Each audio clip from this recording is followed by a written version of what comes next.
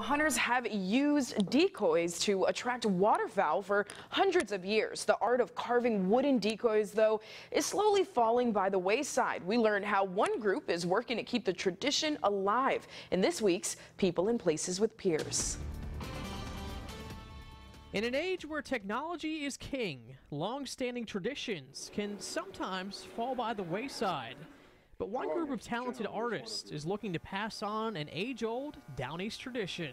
I don't know of a time in my life that I haven't had a carving underway.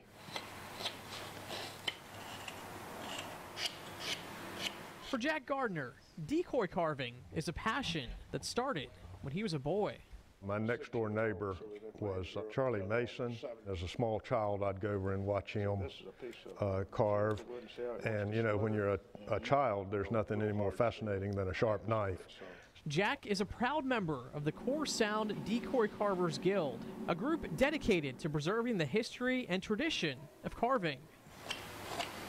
Carteret County has a tradition of bird hunting, of duck hunting, from the beginning of time. Decoy making, when in its origins, was purely functional.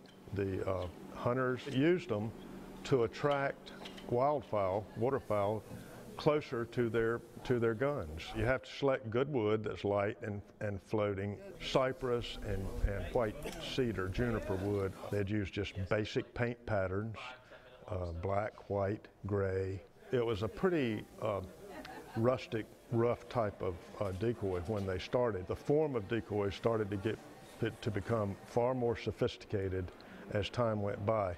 Not necessarily strictly for hunting, but for mantles and for just for people to enjoy the craft and the art of the decoy. The Decoy Carvers Guild, of course, is very active still doing their decoys. The Core Sound Decoy Festival, held every year the first weekend in December, is one place you can see them in action.